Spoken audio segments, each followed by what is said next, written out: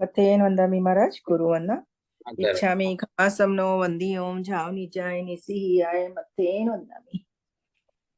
इच्छामि खमासमनो वंदी ओम झाव निजाय निसिहियाय मथेन वंदामि। इचकार सुहराय सुख तप शरीर निराबाद सुख संपत निर्वधो छोजी। स्वामी साता छे जी।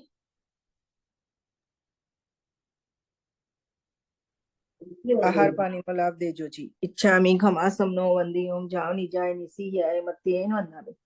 इच्छा करे न संदिसो भगवान अबूठ्योमि अभ्यंतर रायम खामेऊ इच्छम खामे मीरायम। जम किंची अपत्यम परपत्यम भते पाणे विय व्यवचे आलावे सलावे उच्चासने समासने अंतर्वसय विभासने जम किंची मजह विनय परिह सुहम व भयम व तुब्बे जानः अहम ना जानम तस्समिच्छामि दुखम। साहिब जी सुख साता में देव गुरु इच्छामि खमासमनो वंदी ओम जाओ निजाय निसिहियाय मत्तेन वंदामि। इच्छा करे न संदिसो भगवान वायना संदिसो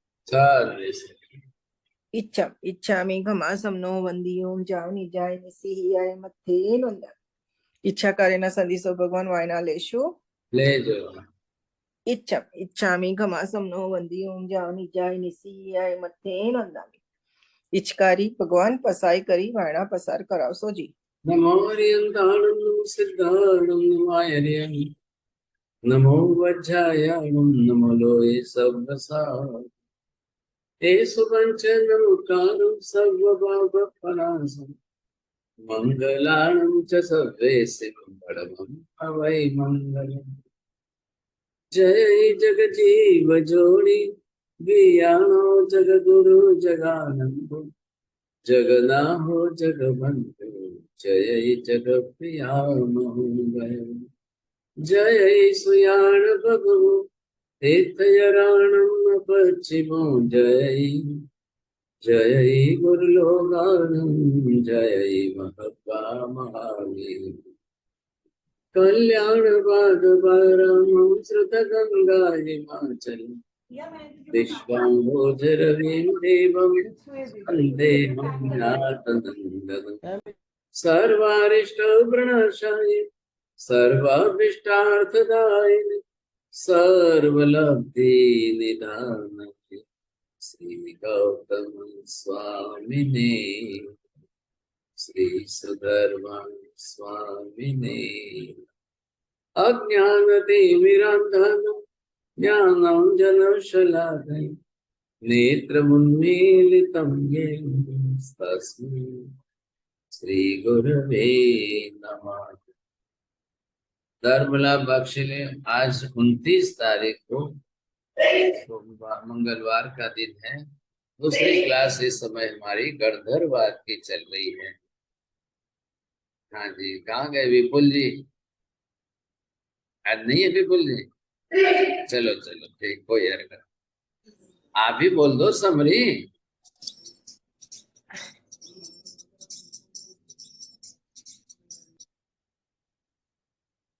मथन मंजामी साहब जी, विपुल जी का नेटवर्क में कुछ प्रॉब्लम है साहब जी, तो इसलिए वो जुड़ नहीं पा रहे हैं। साहब जी आप क्लास शुरू कर सकते हैं साहब जी।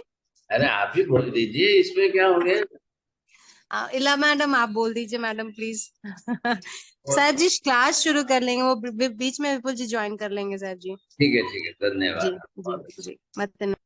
पांचवें गणधर सुधर्मा जी का विषय चल रहा है और ये विषय कार्य कारण भाव को लेकर के है और इसके अंदर सुधर्मा जी अपना विषय रख रहे हैं। जैसा बीज होता है वैसा ही फल होता है। जिसको वो बीज रूप में मानते हैं उसी को फल के रूप में ठीक वैसा ही मान रहे हैं। जैसा कारण होता है वैसा ही कार्य होता है, ये मान करके इन्होंने अपना पक्ष बता दिया है और वैसी मान्यता मान ली है इन्होंने अपनी तरह से। तो इसके कारण क्या हुआ है कि ये इनका मत बन गया है। अब देखिए, प्राचीन काल से लेकर कई मत बनते आए। मत कहो, सिद्धांत कहो, पक्ष कहो, क्या लेकिन अलग अलग संप्रदाय जो है इसी कारण से बने। तो इन्होंने अपना एक मत बना लिया और उसको शास्त्र सम्मत सिद्धांत बैठा दिया। कभी कोशिश नहीं की कि मैं सत्य प्रस्तुत कर रहा हूं कि असत्य प्रस्तुत कर रहा हूं। ये मैंने कभी कोशिश ही नहीं की। असत्य को भी सत्य मान करके चल रहे हैं। ऐसी गलती कर रहे हैं ये लोग। तो भाई असत्य है तो असत्य ही रहने दो ना, आप उसको सत्य क्यों बना रहे हो? और इन्होंने मतलब इंद्र भूति, अग्नि भूति, वायु, व्यक्त, सुधर्मा सभी पंडितों ने अपनी इस शंकास्पद मत की भी समीक्षा कभी नहीं की। जो शंकास्पद स्वरूप में रहा उसकी भी विचारणा कभी की नहीं इन्होंने तो अपनी तरह से मान लिया बस, और उसी मत को चला लिया, लोगों को सिखा दिया, लोगों को पढ़ा दिया, उसी मत का प्रचार प्रसार बहुत कर लिया और लोग उसी तरह से मानने समझने लग गए। अब करना क्या? ऐसी परिस्थिति हो गई, सोचिए आप, समझे? तो ऐसा करना उचित है क्या? एक वस्तु को मैं मान लूं, मैं उसको सही गलत का निर्णय कर न सकूं और मैं ही अपने अहंकार से जो है उसी को सत्य बनाकर जगत में फैला दूं, ऐसा असर्वज्ञ जो छद्मस्त है, स्वयं केवली नहीं है, ऐसे लोगों ने, बहुतों ने ये काम किया, बहुत से लोगों ने ये काम किया। और यही सबसे बड़ा अपराध है। जगत के अन्य जीवों को या लाखों वर्षों तक होने वाले अन्य जीवों को ऐसा असत्य पकड़ा देना और सभी ऐसा असत्य पकड़ करके मानते रहे। अब जब तक लोग मानते रहेंगे वहां तक उस असत्य का प्रतिपादन करने वाली आत्मा को भी पाप लगता रहेगा, लगता रहेगा। उसका एक शेयर जो है वो उसको जाएगा, भले 1-1% सबका जाए।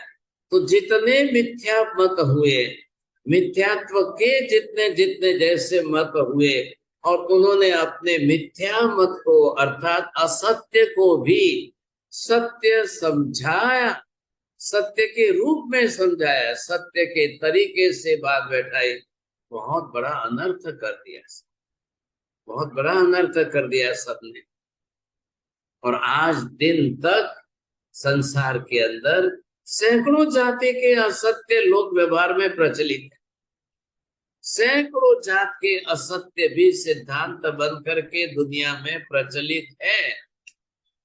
सोचिए आप, कितना लंबा काल बीत गया, कितने लंबे काल से कितने प्रकार के असत्य लोक व्यवहार में चल रहे हैं, कोई समझने को तैयार नहीं है। उन्होंने हजारों वर्षों पहले खुद ने नहीं समझा, सत्य असत्य का विवेक उन्होंने खुद ने नहीं किया और लोग व्यवहार में चला दिया।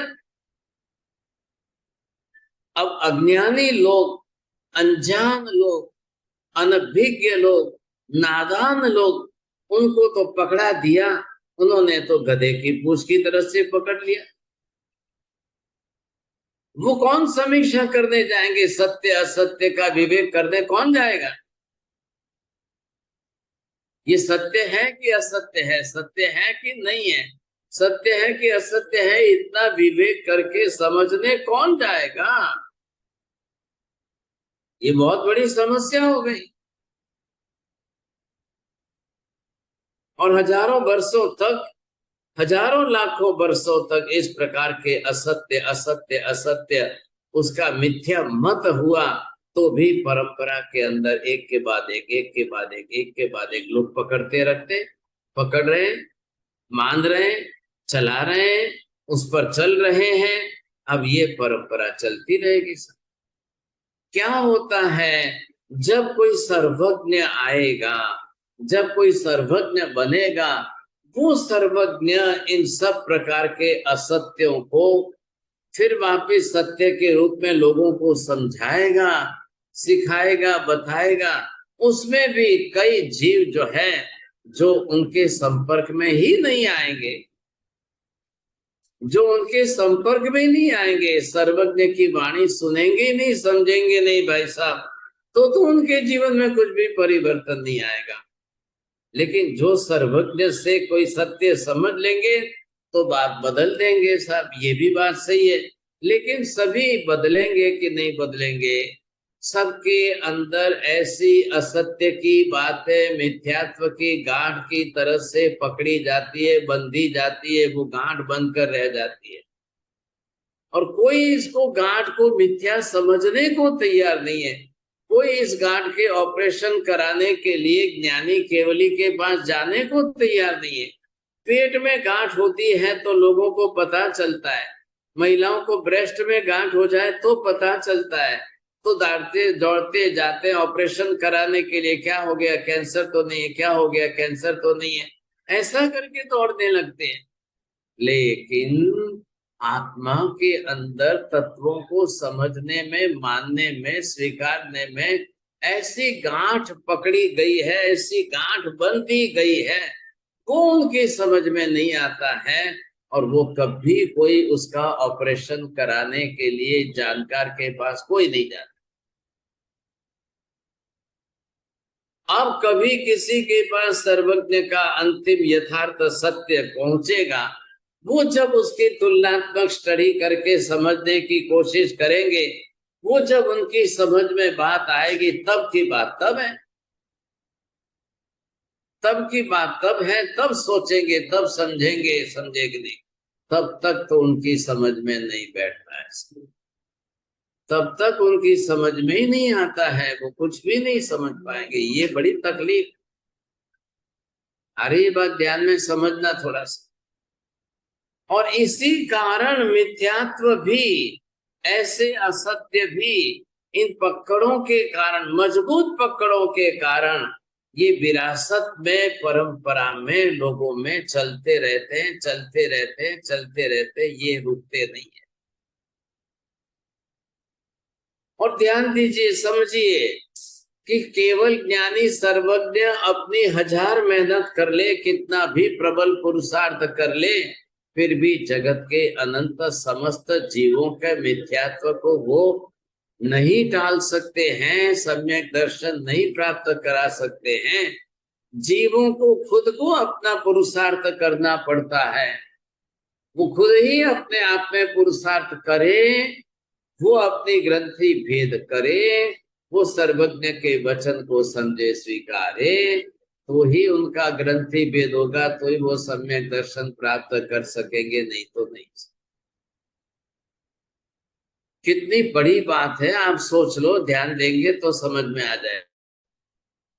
अब मैं कहता हूं महावीर स्वामी हुए, महावीर स्वामी सर्वज्ञ हुए, तो महावीर स्वामी सर्वज्ञ कब हुए भाई साहब? ये महावीर स्वामी का जीवन है।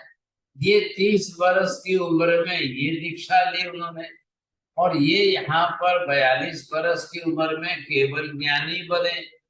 अब ये 30 वर्ष का उनका जीवन काल है, और यहाँ तो निर्वाण पाकर के महावीर स्वामी को मोक्ष में जाना ही जाना है।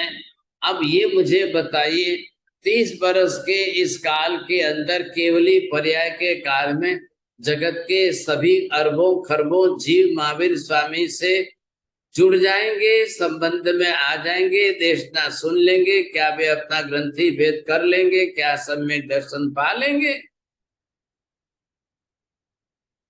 बोलिए मेहता जी, क्या ख्याल आ रहा है? तो क्या बहुत कम समय, ये बहुत कम समय है ये तो। हाँ, ये 30 क्या साल में संभव है क्या? नहीं, 30 संभव बरस नहीं है। महावीर रहने वाले हैं। महावीर 30 बरस तक केवली रहेंगे। अब महावीर कितने एरिया में रहे, क्षेत्र से कितने क्षेत्र में रहे, काल से तो 30 ही बरस में रहे। अब इतने बड़ी दुनिया के करोड़ों अरबों खरबों लोग सब महावीर के संपर्क में आ जाएंगे क्या? चलो महावीर स्वामी की बात छोड़ो, आप 30 ही बरस वाले, आज वर्तमान में सिमंदर स्वामी आदि 20 तीर्थंकर भगवान केवल ज्ञानी के रूप में विचरण कर रहे हैं। केवली के रूप में मैक्सिमम सबसे ज्यादा से ज्यादा जो है 1 लाख पूर्व का केवली पर्याय उनका है। इससे बड़ा पर्याय नहीं होता है केवली पर्याय में तीर्थंकर का। लेकिन इतने बड़े महाविद्य क्षेत्र के अंदर भी अरबों खरबों लोग जो है, क्या सभी सिमंदर स्वामी के सत्संग में आ जाएंगे? क्या सभी सिमंदर स्वामी के सत्संग से अपना ग्रंथि भेद कर लेंगे? क्या सभी सम्यक दर्शन पा लेंगे? सिमंदर स्वामी केवली है, वो उनका विषय है, लेकिन बाकी के जीवों का मिथ्यात्व का काल सिद्धिर कुड़ा कुड़ी सागरोपम का है, गाढ़ मिथ्यात्व है। कई मिथ्यात्वी जीव आज महाविद्य में भी बोलते हम तो सिमंदर स्वामी को भगवान नहीं मानते, हम नहीं मानते, हम कुछ नहीं मानते। अब क्या करेंगे आप? क्या करेंगे? वो नहीं मानते हैं, उसका क्या करना? ऐसी स्थिति के अंदर वहां सिमंदर स्वामी के पास जो पहुंचेंगे ही नहीं, उनकी देशना सुनेंगे नहीं, उनके तत्व को समझेंगे नहीं, कुछ भी नहीं जानेंगे मानेंगे, तो क्या परिणाम आएगा? कैसा परिणाम आएगा? नहीं आएगा भाई साहब। क्या करेंगे? सिमंदर स्वामी बैठे हैं आज इस समय 8वीं विजय के अंदर, पुष्कलावती विजय में, पुंडरीगिनी नगरी में। टोटली जम्बू द्वीप के महाविद्य में विजय कितने हैं? 32 विजय हैं। 32 में से 8वीं 9वीं 24वीं 25वीं सिर्फ 4 विजय में तीर्थंकर है, बाकी की 28 का क्या? वहां की अरबों खरबों की जनसंख्या आबादी है, वो लोग रोज जो है सिमंदर स्वामी के पास जाएंगे?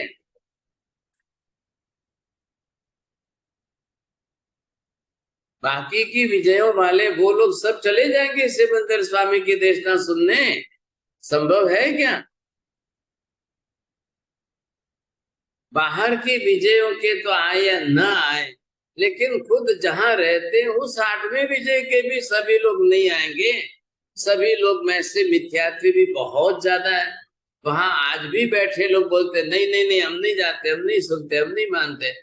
अरे शू करूं, सिमंदर स्वामी तो रोज 6 કલાક દેશના આપે છે, અમે 6 કલાક જે દેશના આપીએ તો દુકાન ક્યાં ખોલીએ, ધંધો ક્યારે કરીએ, 2 પૈસા કમાવીએ ક્યારે, घर ક્યારે ચલાવીએ, છોકરાઓ ખવડાવે શું?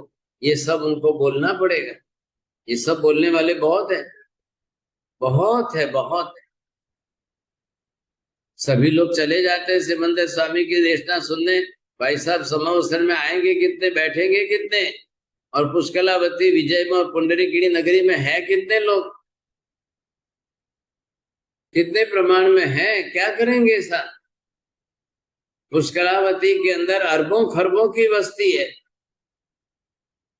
पुंडरीगिनी के अंदर भी बस्ती है, लेकिन सिमंदर स्वामी की देशना में लाखों ही आते हैं, अरबों खरबों करोड़ों भी नहीं आते।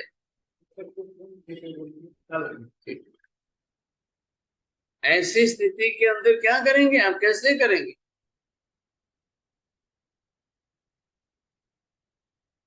ये हमको पहले समझना पड़ेगा, बिल्कुल समझना, आप ना नहीं कह सकते।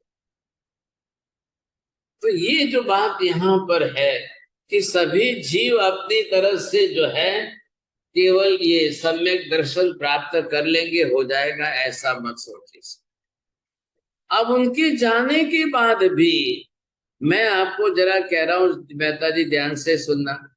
चलो भाई, सुधर्मा जी ने अपनी शंका रखी, सुधर्मा जी ने अपनी शंका का निरसन महावीर स्वामी के पास किया, उन्होंने अपना असत्य टाल दिया, उन्होंने अपना अज्ञान दूर कर लिया, सम्यक दर्शन भी प्राप्त कर लिया, महावीर के चरणों में दीक्षा भी ले ली, साधना भी की, उन्होंने केवल ज्ञान भी पा लिया, वो मोक्ष में भी चले गए।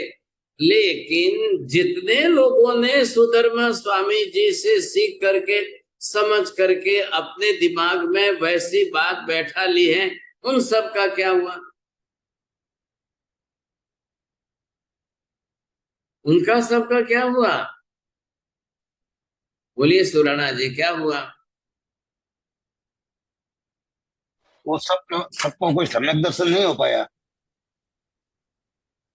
सब लोगों को नहीं हुआ, कुछ लोगों को वही हुआ। तो मैं कह रहा हूँ ना, सीमा सुधर्मा जी ने अपना कल्याण कर लिया, वो मान गए, वो समझ गए।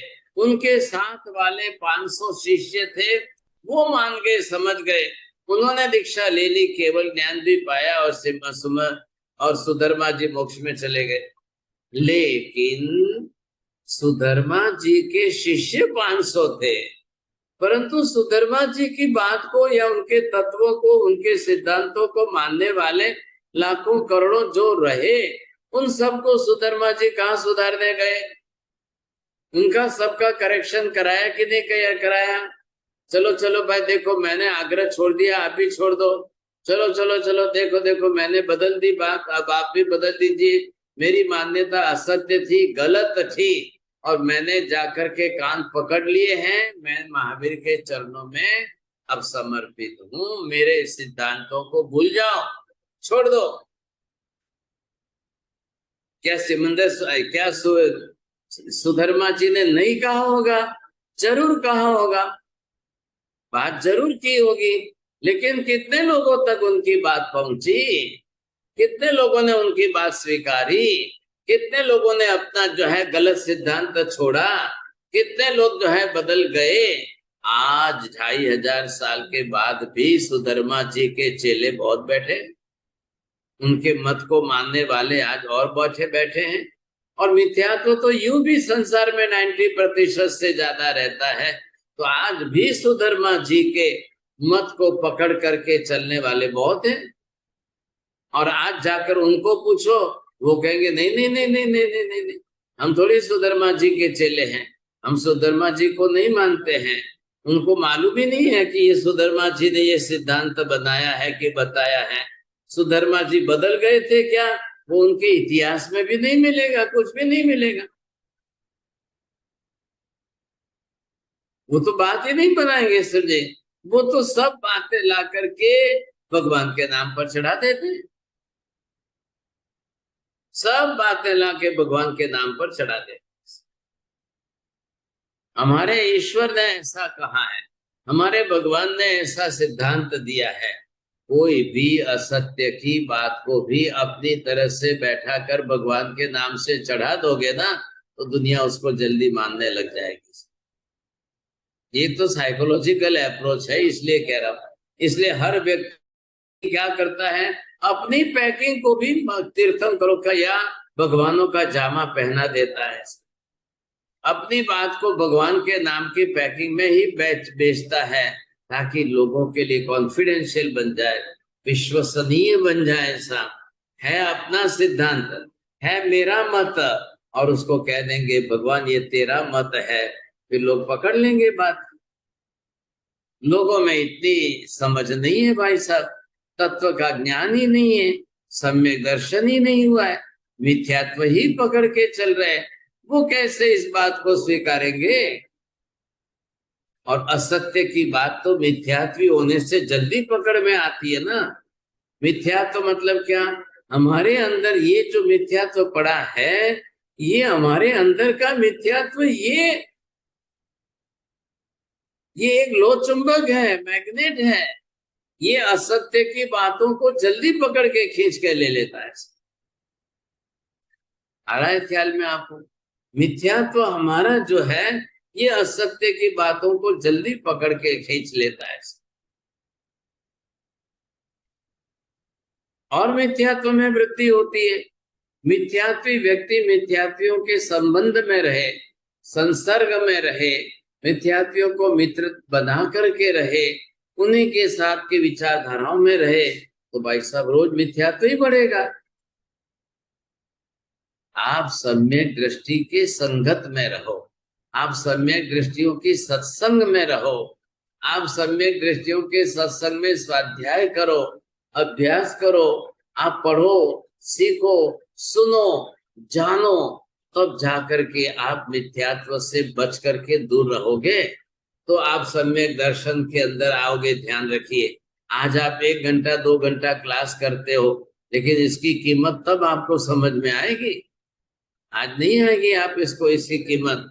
जब आप समझोगे, ओ हो, हमें भली हैमरिंग की, हमें भली रिपीटेशन करके समझाया, हमको बार बार घुटा घुटा करके समझाया, लेकिन आज फायदा ये हो गया है, हम इतने मजबूत हो गए हैं, इतने सॉलिड बन गए हैं, अब कच्चा पोचा हमको कोई आके डिगा नहीं सकता है, सब कोई बदल नहीं सकता है।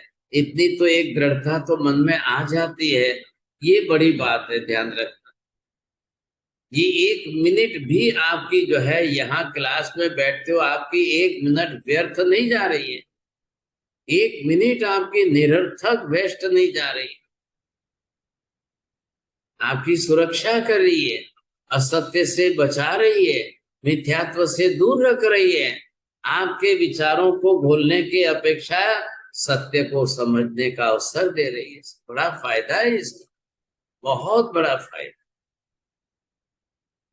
जब समझ में आता जाएगा, जब आप इस सत्य को अंदर उतारते जाओगे, तत्व के प्रति अपनी निष्ठा बढ़ाते जाओगे, हमारा भी ग्रंथि भेद हो जाए और सम्यक दर्शन प्राप्त हो जाए, बहुत बड़ा काम हो जाएगा, बहुत बड़ा काम हो जाएगा। ध्यान रखिए, ये जब समझ में आएगा तब इसकी कीमत होगी, आज नहीं होगी। लेकिन यहाँ पर ये है कि अब इस बात को सुधर्मा जी ने क्यों ऐसा किया होगा कि नहीं किया होगा। सुधर्मा जी केवल ज्ञान प्राप्त कर चुके, आ रहा है ख्याल में आपको। ये मैं यहाँ दिखा रहा हूं, ये सुधर्मा स्वामी की लाइफ आपको बता रहा हूं, ये देखिए। अब ये सुधर्मा स्वामी जो है,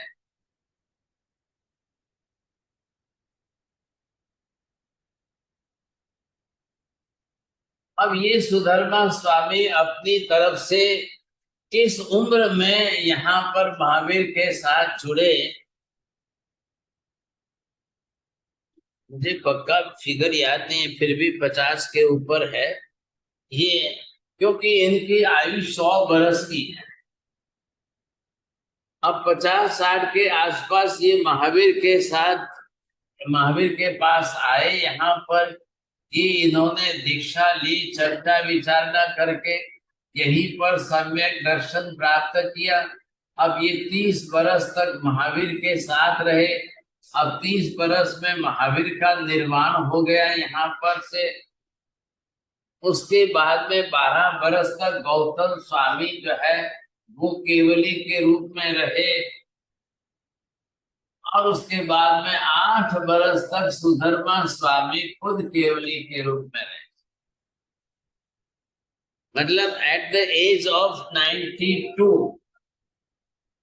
यहाँ सुधर्मा जी को 92 की उम्र में उनको केवल ज्ञान हुआ, और 100 बरस की उम्र में 8 बरस तक केवली रह करके निर्वाण पाके मोक्ष में गए।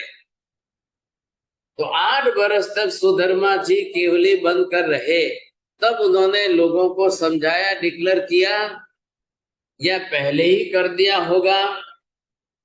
भाई मैं जो मानता था वो असत्य हो गया, मैं जो मानता था समझता था वो गलत हो, आप उस बात को मत पकड़ना। मैंने ही सुधारना कर ली है, मैंने ही उसको गलत समझ करके छोड़ दिया, तो मैंने सम्यक दर्शन प्राप्त कर लिया है। आप मेरे पीछे कोई गलती से पकड़ के मत रखना, आप भी छोड़ दो, आप भी सब भूल जाओ, चलो छोड़ दो भाई। अब ये कहा होगा, बोला होगा, लोगों को छुड़ाया होगा उन्होंने, कितनों को, कितने लोगों, तो सबने छोड़ दिया। अब सबने छोड़ दिया होता तो आज 2500 बरस के बाद भी ये बातें कहां से आते। क्या आत्मा गति बदलता ही नहीं है, ये बातें आज नई किसी ने बनाई है, या ये परंपरा में चली आ रही है? ये मत आज किसी ने अपनी तरफ से नया बनाया है, या चला आ रहा है? तो ये कहीं ना कहीं से आ तो रहा है ना। दुनिया में मैं ये पूछता हूँ चौड़िया जी, कितने प्रकार के मिथ्यात्व हो सकते हैं, कितने प्रकार के असत्य हो सकते हैं? कितने तरीकों की मिथ्या बातें हो सकती है, कोई हिसाब ही नहीं है भाई साहब। हजारों सैकड़ों लाखों बातें हो सकती है। असत्य असत्य की दुनिया में कोई क्वांटिटी फिक्स नहीं होती है भाई। दुनिया में ये तो फिगर नहीं है कि भाई इतने ही असत्य होते हैं, इससे ज्यादा बढ़कर असत्य होते ही नहीं, ऐसा तो है ही नहीं ना। फिर ये हमें समझना है यहाँ पर। अब सुधर्मा जी ने काफी कुछ मेहनत की होगी, काफी कुछ लोगों को बताया, समझाया, सिखाया होगा, लेकिन सभी मान नहीं गए हैं, सभी समझ नहीं गए हैं। ये बात भी इतनी ही हकीकत। क्या हो गया, क्यों नहीं समझे, क्यों नहीं समझे? ये भी बातें आज बहुत प्रश्न है, विचारणीय प्रश्न है। क्या हुआ, शिव सुधर्मा जी ने क्या मत रखा अपनी तरफ से, कैसा मत रखा, उन्होंने क्या किया, ऐसी बातें क्यों, ऐसी बातें की उन्होंने अपनी तरफ से? तो ऐसी बातें उनके विषय में कई प्रकार की आई। तो इन्होंने क्या किया, बहुत मेहनत की। सुधर्मा जी ने अपनी जिंदगी के अंतिम 8 बरस केवली रह करके, सम्यक दर्शन तो हो गया भाई साहब, 50 साल केवली के सम्यक दृष्टि के रूप में रहे, साधु जीवन में रहे, लेकिन केवल ज्ञान का पर्याय उनका अंतिम रहा 8 बरस का। आप भी जानते होंगे मेहता जी, 11 गणधरों के अंदर सबसे बड़ी आयु जो है सुधर्मा जी की थी। उम्र में सबसे बड़े 100 बरस के यही थे सर, लेकिन केवली पर्याय में सबसे छोटे रहे। गौतम स्वामी 12 बरस तक केवली रहे, बाकी सबका अलग अलग केवली पर्याय जो है, जो भी है। लेकिन यहाँ पर एक व्यक्ति केवल ज्ञान प्राप्त कर लेने पर जगत के समस्त जीवों को जरूर समझाता है, बिल्कुल बरोबर समझाएंगे। देखिए भाई साहब, मैंने गलती की थी, मैं भी मिथ्यात्व के अंदर पकड़ के बैठा था, अब आप लोग भी छोड़ दीजिए। लेकिन जब सुधर्मा जी ने बात ये पकड़ी थी, अब थोड़ा ध्यान से सुनना, वो क्या कहते, देखो जवारी बोएंगे जवारी पैदा होंगी, गेहूं बोएंगे गेहूं पैदा होंगे, चावल बोएंगे चावल पैदा होंगे, चना डालेंगे चना ही पैदा होगा, मनुष्य मरेगा मनुष्य ही बनेगा, घोड़ा मरेगा घोड़ा ही बनेगा, गधा मरेगा गधा ही बनेगा। सब इधर सामने प्रत्यक्ष में इन्होंने क्या कारण दे दिया, जवारी डालेंगे जवारी बनेगी, मकाई डालोगे मकाई बनेगी, गेहूं डालोगे गेहूं बनेगे। सब लोगों के अंदर ये बातें इतनी आसानी से बैठ जाती है। एग्जाम्पल सामने दे रहे हैं, किस्सा सामने बता रहे हैं। इधर जवारी बोने पर जवारी पैदा होती है, ये आंखों के सामने दिखाई देता है, लेकिन मनुष्य मरने के बाद मनुष्य बनता है, ये दिखता है क्या? तो ये जवारी के नियम से इन्होंने ये एक गतिवाद कैसे बैठा दिया? सही है क्या या असत्य है? जैन साहब थोड़ा ध्यान देना, समझने की कोशिश करना भाई। बोलिए मेहता जी, क्या लग रहा है आपको, कार्य कारण भाव पहले सही है कि गलत है? सही तो नहीं है ये। भाई ऐसा नहीं होता, ये मत बोलिए ना, जवारी से जवारी होती है, मकई से मकई होती है। कॉमन आदमी को ये बात बैठाओ, क्यों नहीं पकड़ में आएगी? पकड़ में तो आ ही जाएगी ये बात। हाँ, तो जवारी से जवारी तो होती है। अब ये बात सही है कि गलत है, और इस कारण को लेकर के उन्होंने मनुष्य मरे तो मनुष्य होगा, घोड़ा मरे तो घोड़ा होगा, इसको और इसको कार्य कारण भाव को बैठा है। उसमें सच्चाई और असत्यता क्या है, पहले उसका खुलासा करो, बाद में मैं आगे चलो। बोलिए चौड़िया जी, क्या करें? अभी लिखने का बंद करो, पहले समझो यहाँ पर। हाँ महाराज साहब, बात तो ये कॉमन आदमी को जच जाती है। अरे जवारी से ज्वारी हो गया, गेहूं को गेहूं, इसी तरह मनुष्य से मनुष्य है। अभी इस बात को कैसे काटे, कैसे महाराज? तो बोलो ना फिर, आप भी कॉमन आदमी में ही हो क्या? नहीं तो ये तो कैसे काटा, ये तो समझना है। तो लगाओ ना, फिर दिमाग लगाओ। अब तो चाय बंद कर दी कि नहीं की? कर दी। अरे भगवान, फिर कहाँ से होगा सर? अब बादाम खाना चालू करो, चाय बंद करो, नहीं तो नहीं होगा फिर काम। नहीं, बादाम चालू है। हाँ चलो चलो, वो बादाम की असर जो है ना चाय में निकल जाती है भाई साहब, फायदा नहीं होता। महाराज साहब, हो सकता है कि जिनमें मनोयोग है वो गति बदल जाती हो। इधर उधर की बातें मत करना। अच्छा साहब, ठीक है। बिल्कुल जो कार्य कारण भाव है वो सही बैठाना है। कारण इन्होंने क्या बताया है? हाँ बोलिए, सुरणा जी बोल रहे हैं।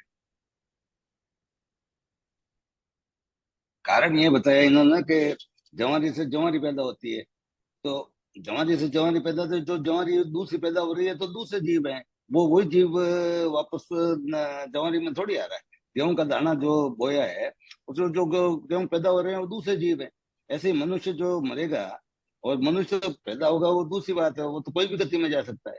चलो चलो चलो, थोड़ा थोड़ा बहुत विचार तो कर रहे हैं। सुरणा जी आप कितने, 80 के हैं कि 90 के हैं? नहीं नहीं नहीं, मैं 73 है। अच्छा, तो फिर ये जो जैन साहब बड़े हैं। चलो। हाँ उषा बहन जी, जरा और दिमाग लगाओ, थोड़ा सा लगा के देखो ना भाई। जो बादाम खाते हो, चाय नहीं पीते हो, वो अपनी तरफ से दिमाग लगाओ थोड़ा।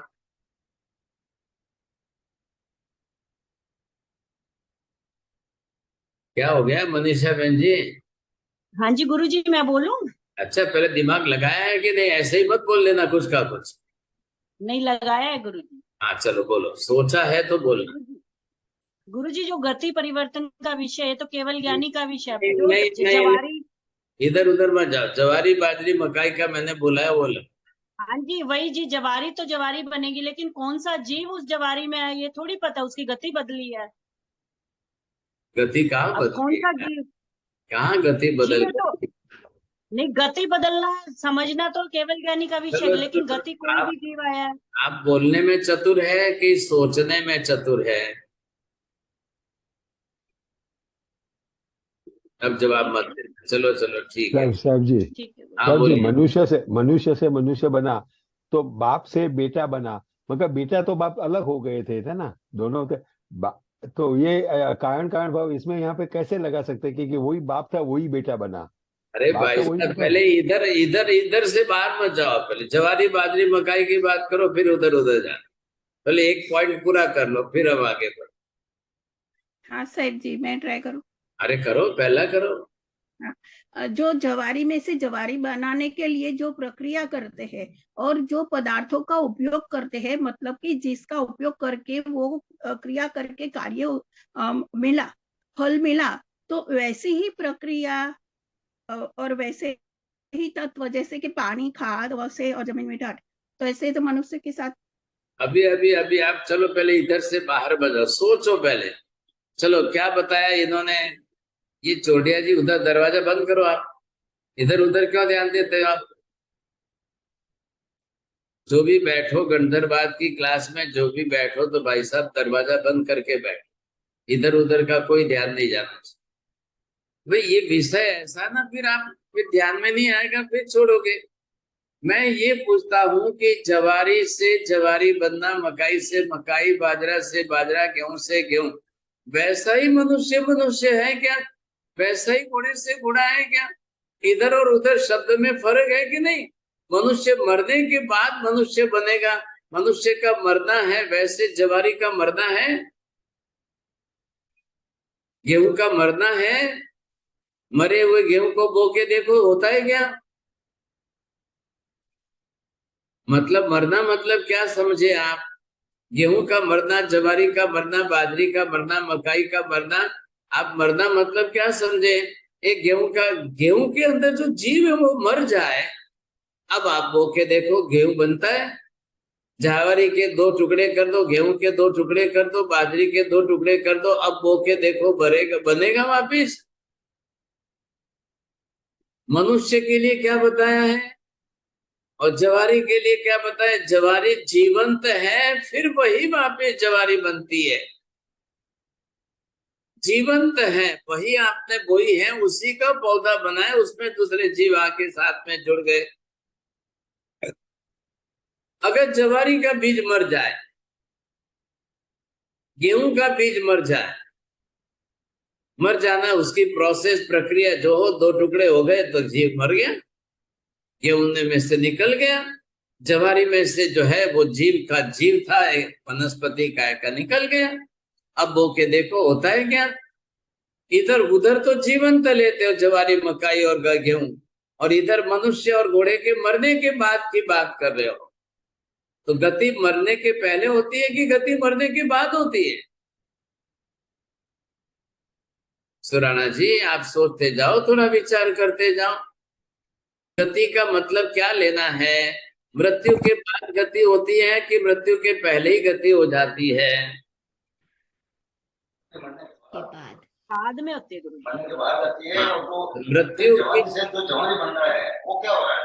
हाँ, तो मृत्यु के बाद गति होगी, लेकिन मृत्यु के पहले गति नाम कर्म की प्रकृति बांधनी पड़ेगी। पहले ये शब्द बोलो, दोनों में आपको फर्क समझ में आना चाहिए। बोलिए आशा बहन जी, बोलिए। हाँ, मृत्यु के पहले ही गति नाम कर्म की प्रकृति बांधनी पड़ती है, उसके बाद ही गति होती। आप दो वाक्य अलग करिए ना, ऐसे क्या बोल रहे हो? ये जीव चल रहा है, अब ये गेहूं का जीव है। ध्यान रखना, प्रत्येक वनस्पति काय की पर्याय है। ख्याल आया? ऐसा मत बोला कि जीव ही नहीं है, ये प्रत्येक वनस्पति काय की पर्याय है। अब ये इसका जीवन है, ये गेहूं का जीवन काल चल रहा है। क्यों चल रहा है भाई साहब? ये इसका जन्म है। ये जब ला करके आप बोएंगे इसको, तो ये बोते समय ये इसका गर्भकाल है, ये इसका गर्भकाल है। अब इसको आपने मिट्टी में, जमीन में, खेत के अंदर बोया है। अब इसको हवा पानी प्रकाश खाद वगैरह देते रहेंगे। अब इसका 4 महीने का गर्भकाल है, फिर आकर के पौधा ऊपर आएगा, तब ऊपर गेहूं लगेंगे।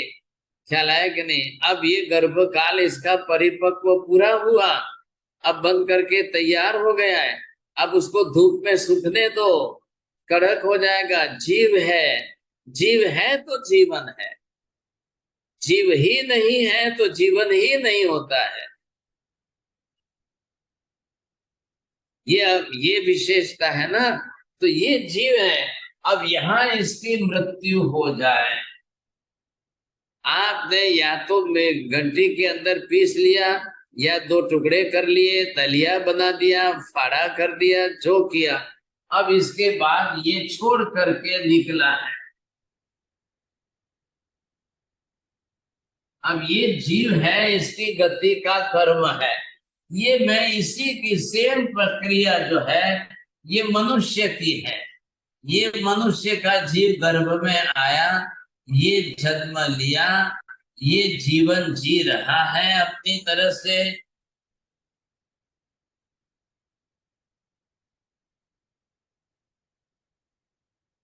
ये जीवन जी रहा है। ये मृत्यु होगी 100 वर्ष की उम्र में, इसकी जो उम्र होगी इसमें ये चलेगा। अब इसका आप 2 वर्ष की उम्र गिन लो तो 2 वर्ष में ही सही। अब ये मनुष्य की मृत्यु हुई और ये इसने भी शरीर छोड़ करके बाहर निकला। अब ये इसके कर्म जो भी है इसके साथ में है।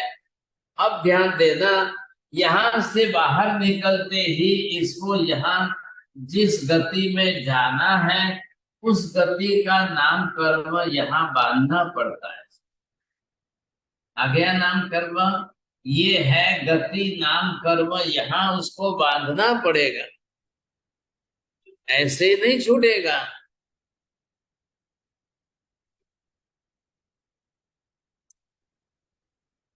अब ये गति नाम कर्म है।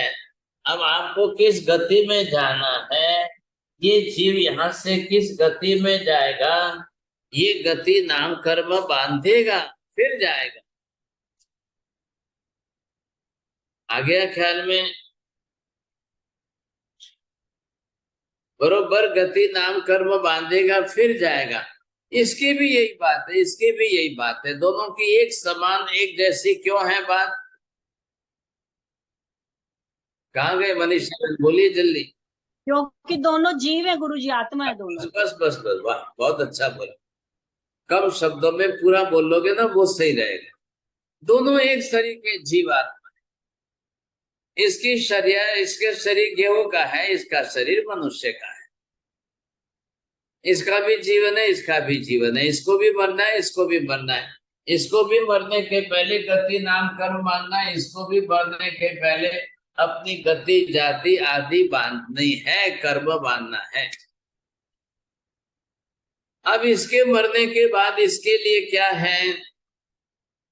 एक बात आई जो जिसके अंदर हम कहते हैं ये स्वकाय स्थिति।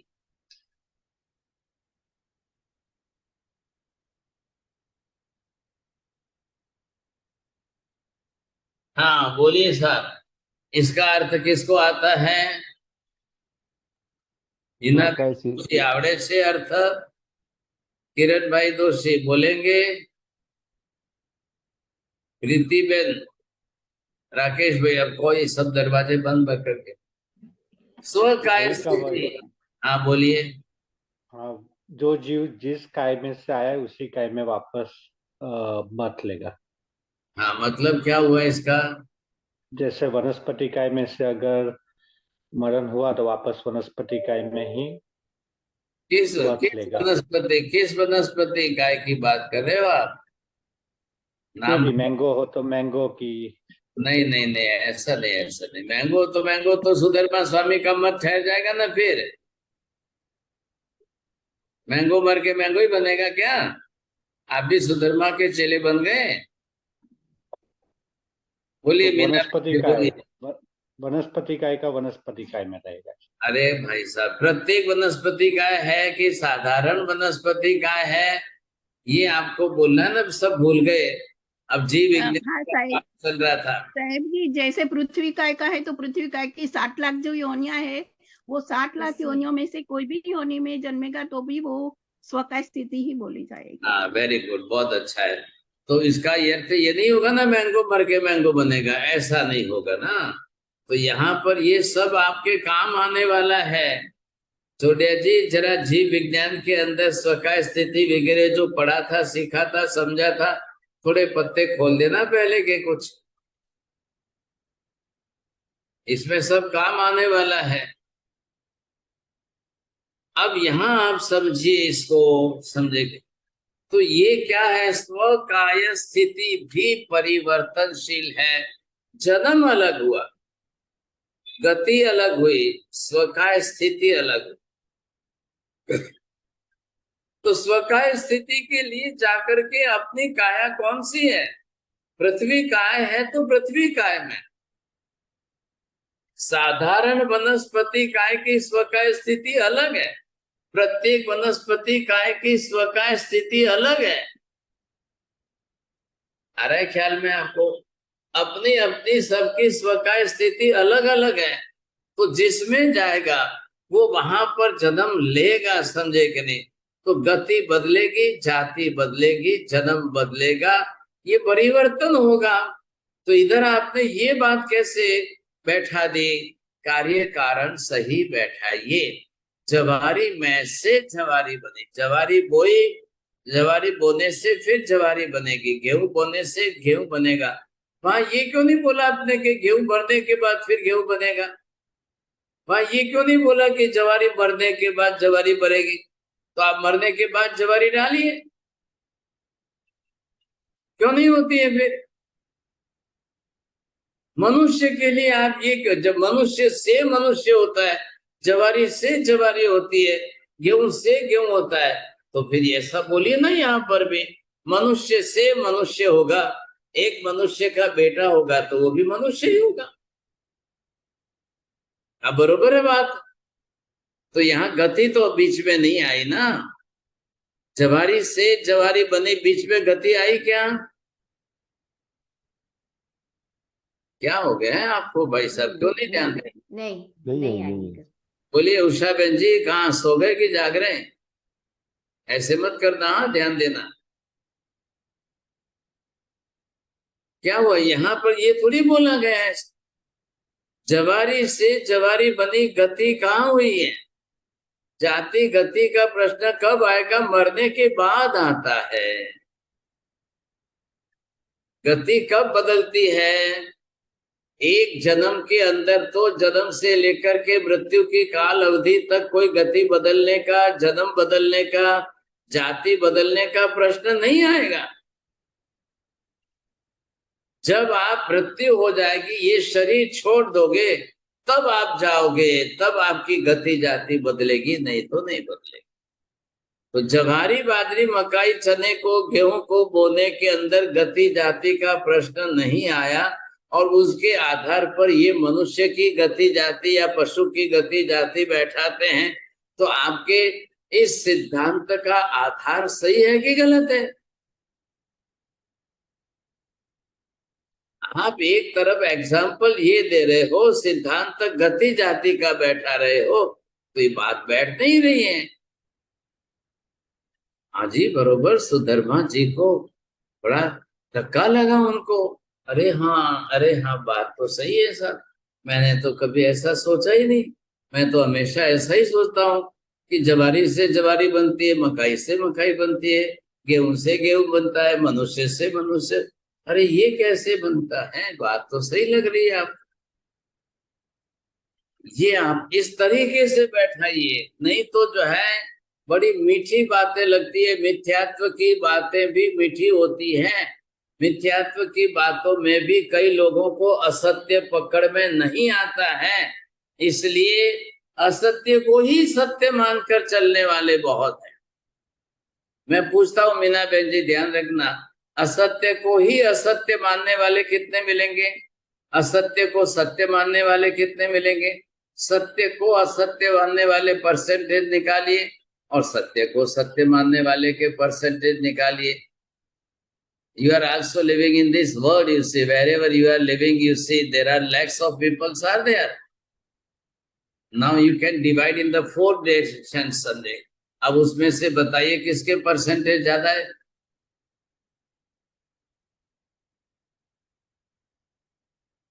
मीना बहन जी बोलिए।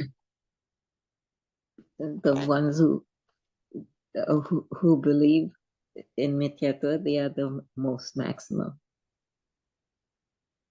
Who don't believe in the, who believe the false as the true. Right. If you can understand my viewpoint, you see, please, पहले ये समझ लीजिए, कितने लोग आपको असत्य को भी असत्य मानने वाले तैयार नहीं है। मेरा बोला हुआ, मेरा माना हुआ असत्य है, इतना भी कहने को तैयार नहीं है। असत्य को असत्य मान लेना तो वो तो बहुत अच्छे सज्जन कहलाएंगे, सम्यक दर्शन जल्दी प्राप्त कर सकेंगे। और सत्य को जो सत्य मान ले तो वो तो और भी ज्यादा अच्छी तरह से जल्दी संभावना है। लेकिन आप पहले इधर देखिए, आप उनको कैसे कहेंगे? असत्य को सत्य मानने वाले दुनिया में बहुत बैठे हैं। ये सुधर्मा स्वामी उसी में से हैं, ये गौतम स्वामी उसी में से हैं। ये लोग जो है, इन्होंने अपने असत्य को पकड़ा, लेकिन इनको मालूम नहीं है कि असत्य है। जब असत्य की पकड़ बना करके बैठते थे, दुनिया को सिखाते थे, तब इनके ख्याल में नहीं था कि अरे अरे अरे मैं तो ये असत्य सिखा रहा हूं, अरे मैं तो ये असत्य समझा रहा हूं, ये तो इनकी ध्यान में ही नहीं आया। तो फिर जब इनकी समझ में आया तब की बात है, हमको कहाँ समझ में आया? सोचिए। चलिए साहब, आज हम अपनी तरफ से इस बात को मान करके बैठे, हमको कितने लोगों को असत्य असत्य के रूप में समझ में आया और सत्य को सत्य स्वप्न में समझ में आया। इतना बाइफर्केशन कर लो, इतना विवेक से आप हे ज्ञेय और उपाधेय को अलग अलग करके समझ लो तो बहुत बड़ी बात हो जाएगी। बहुत मुश्किल है ये, इसलिए हम इसको समझ रहे हैं। अब आज थोड़ा आज का पॉइंट ये पकड़ के रखना चोड़िया जी, और इसके ऊपर सोचना। कल फिर आप जवाब देंगे, फिर आपको ध्यान से बोलना है, नहीं तो फिर समझ में ही नहीं आएगा। बोलिए मीना बहन जी। So, Maris, when you say there is life in it, then let's say if it's a chana, then why do we eat the dried one during Paryushan then? If there is life, as you say, then why can't we eat the fresh chana? What's the difference between fresh and dried then? Because there is life in both. I cannot understand what do you want. मथिनंदा में इनका कहना ये है कि हरा चना भी जीव है और वो सूखा चना भी बोल रहे हो जीव है, तो फिर हम पर्युषण में सूखा चना खाते क्यों है? हाँ, हरे और हरे के अंदर आपको प्रोसेस कितनी करनी पड़ेगी? And if you are taking only the pulses, you see, then it is not having that जीव. पल्सेस जब आप यूज करोगे ना, तो उसके अंदर जीव नहीं है. You can use in Paryushan. Right. Then because most they still serve, so isn't that wrong then? Right. No, Minaben, it's been processed, right? So once it is processed, then it is okay to eat. That's what he's trying to say. Oh, okay. The green is not processed. The raw, I mean, the brown chana is processed. Okay. It's the finished product. लेकिन जब भिगाते हैं तो अंकुर तो आते हैं, तो जीव आ जाता है. भिगाने से अंकुरा नहीं आता है. 2 दिन पड़ा रहेगा तब अंकुर आएगा. आपने 2-4 घंटे भिगोने से अंकुरा नहीं आता. तब तक वो जीव नहीं कहा जाएगा. जीव तो पहले से, अंकुरा आने से तो अनंत हो जाते हैं ना. नहीं, जब भिगोएंगे तब. What he meant to say is minimize. The जीव is minimized. Once अंकुरित हो जाता है तो मैक्सिमम अनंत हो जाते हैं ना, उसमें कितने जीव प्रकट हो जाते हैं. तो मिनिमाइज और मैक्सिमाइज का बात कर रहे हैं महाराज जी, है ना महाराज? जैसे सूखे चना में एक जीव है तो वो सचित तो होगा, वो दाल बनने के बाद में चित हो गया. गंधर्वाद का विषय चल रहा है भाई साहब. अंसाबेन बोलो. हाँ साहेब जी, तो गेहूं का दाना जो है तो उसको हम सचित योनि कह सकते हैं. बिल्कुल. और जो आपने तो जीवन तो वही बताया ना कि वो लहराता है, जो जहां तक वो पौधे पर है और निकाला सूख गया, वो सब उसका जीवन है. मतलब नहीं, आपके घर पे कोठी में लाके भर के रखो तो आयुष्य है कि नहीं उसका? कल वो आयुष्य है, लेकिन ये जीवन योनि के आयुष्य है तो जीवन है, ऐसे क्या बोल रहे हो आप? आयुष्य के साथ ही, आयुष्य के कारण ही तो जीवन है फिर. हाँ, बरोबर. मथिनवंदा में वही मीना बहन कह रही है कि अपने घर में भी लाते हैं तो जीव है ही, तो उसको कैसे खा सकते हैं? हाँ, तो वही तो मैं कह रहा हूँ ना, हरी सब्जी है, if it is the green vegetable, तो आपको कितनी प्रोसेस करनी पड़ती है, काटना, संवारना, सुधारना आदि सब. अब हरे चने में आपको यही है कि ला करके बॉईल करके आपने खा लिया, विराधना तो होगी, वो भी उसमें प्रक्रिया के अंदर अन्य त्रस्त का आदि जीवों की भी विराधना पॉसिबल हो जाती है ना. आप मीना बहन परिसर में 28 कर लेना, कुछ खाना पीना ही नहीं, बस खेल खत्म हो जाए. नमो हरिहंताणं, नमो सिद्धाणं, नमो हरिहरं, नमो वज्रायाणं, नमो लोहे सब्बसाव. एषु पंच नमकारो सर्वपापप्रणाशं, मंगलानं च सर्वेसिं परमं हवै मंगलम्. मंगलं भगवान् वीरो, मंगलं गौतमो प्रभु, मंगलं स्थूलिभद्राद्य जैन धर्मोऽस्तु मंगलम्. चत्वारि मंगलम् हरिहंता मंगलम, सिद्धा मंगलम, साहु मंगलम, केवले पन्नतो ब्रह्मो मंगलम. चत्तारि लोकोत्तम हरिहंता लोकोत्तम, सिद्धा लोकोत्तम, साहु लोकोत्तम, केवले पन्नतो ब्रह्मो लोकोत्तम. चत्तारि शरणं प्रवज्जामि, हरिहंते शरणं प्रवज्जामि, सिद्धे शरणं प्रवज्जामि, साहु शरणं प्रवज्जामि, केवले पन्नतं धम्मं शरणं प्रवज्जामि. सर्वमंगल मांगल्यम सर्वकल्याण कारणम प्रधानम सर्वधर्म जैनम जयति शाश्वतम्। धर्म लाभ, बहुत बहुत आशीर्वाद से। त्रिकाल वंदना साहिब जी। त्रिकाल वंदना। साहिब जी त्रिकाल वंदना।